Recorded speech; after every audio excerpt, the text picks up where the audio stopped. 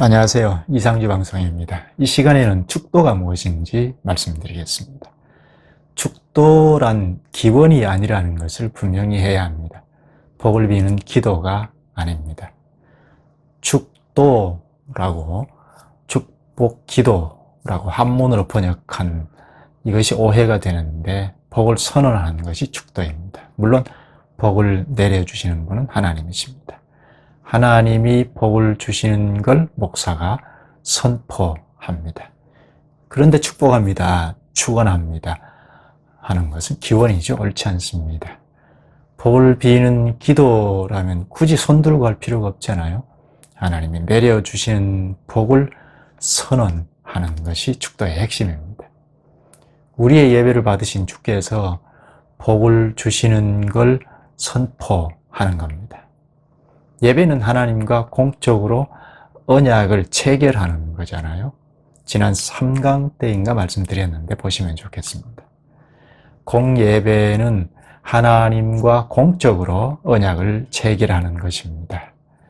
예배 순서가 그렇게 짜여 있습니다. 그래야 합니다. 기도, 찬송, 헌금 등의 절차를 따라 예배하면 하나님께서 그걸 받으시고 말씀을 하시고 설교죠.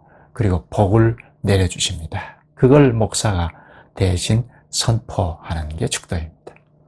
그 때문에 축도는 설교와 비슷합니다. 설교가 하나님이 내려주시는 건데 목사가 선포하고, 축도도 하나님이 내려주시는 건데 목사가 선언합니다. 그 근거 구절은 고린도후서 13장 13절을 대표로 들 수 있는데, 주 예수 그리스도의 은혜와 하나님의 사랑과 성령의 교통하심이 교회에 함께 있을지어다 합니다. 여기에 이것저것 붙여서 하면 곤란하죠. 이것저것 막 붙여서 화려하게 하려는 목사도 많은데 옳지 않죠? 삼위 하나님이 내리시는 복을 선포하는 겁니다. 하나님이 내리시는 복이 무엇이죠?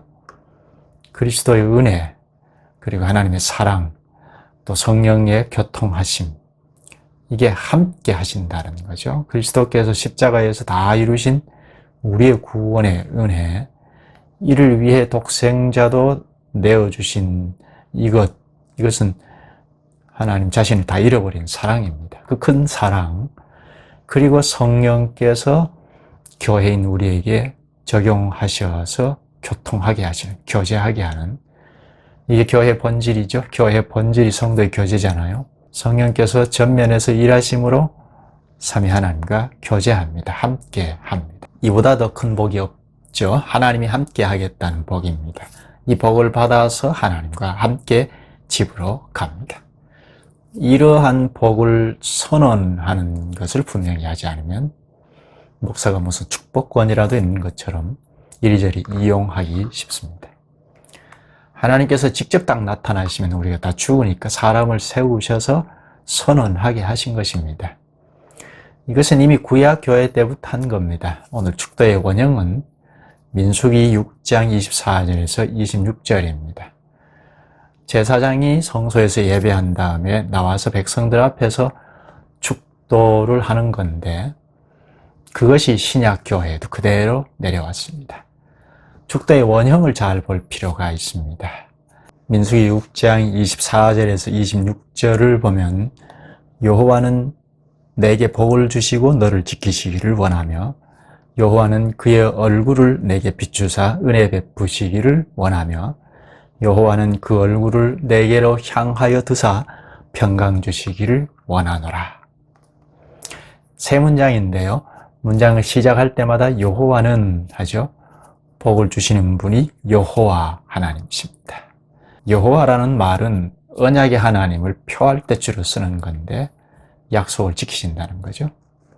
좀 더 자세히 보면 24절에 여호와는 내게 복을 주시고 너를 지키시기를 원하며, 전체 복을 주시고 지켜주신다는 거죠. 25절에는 여호와는 그의 얼굴을 내게 비추사 은혜 베푸시기를 원하며, 둘째는 하나님께서 얼굴을 비춘다, 은혜를 베푼다 하죠. 얼굴을 비춘다.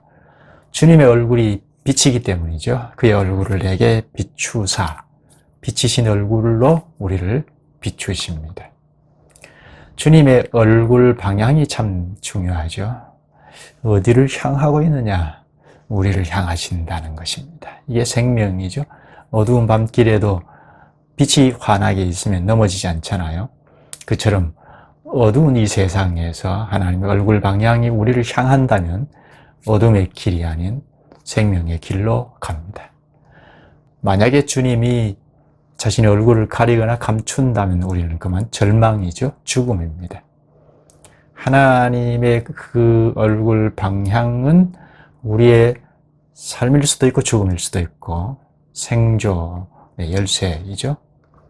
하나님 얼굴이 우리를 향한다, 비춘다는 것은 생명과 구원입니다. 기쁨입니다. 빛이신 하나님께서 어둡고 지친 우리의 영혼에 찬란한 빛을 비추시면 기쁨이 솟아나지 않을 수 없죠. 구약 교회 위에 하나님 얼굴로 비추신다는 것, 이거는 바로의 권세 아래에 있던 그들을 주께서 구원하셨는데 그런 구원을 맛보고 기쁨과 감격으로 살게 하신다는 뜻입니다. 그리고 셋째는 26절인데요. 여호와는 그 얼굴을 내게로 향하여 드사 평강 주시기를 원하노라. 셋째는 더 구체적이죠. 하나님께서 얼굴을 향하여 든다. 우리를 향하여 든다는 거죠. 지속적인 관심과 사랑을 베푼다는 뜻입니다. 그 앞에 비친다는 말보다 더 구체적이고 적극적이죠. 하나님께서 자기 백성을 특별히 관심을 갖고 주의 깊게 보십니다.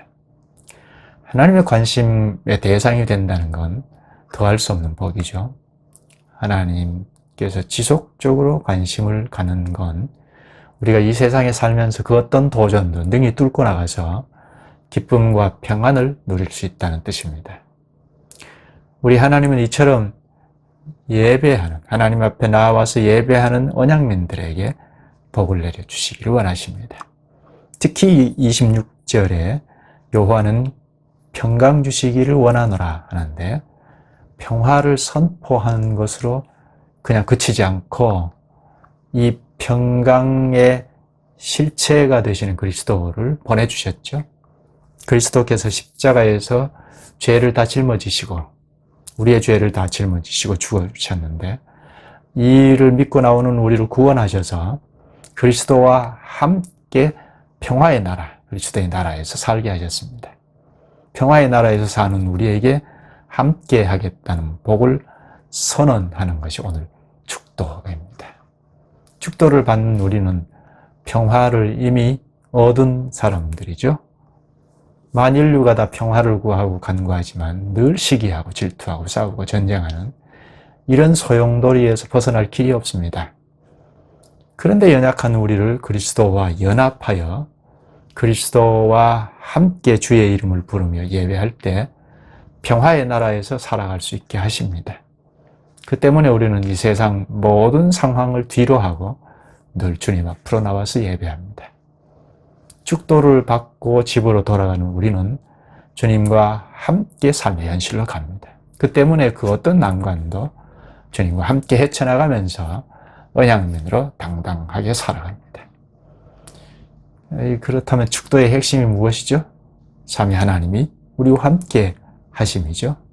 하나님께서 우리와 함께 하시는 것만큼 큰 복이 없죠?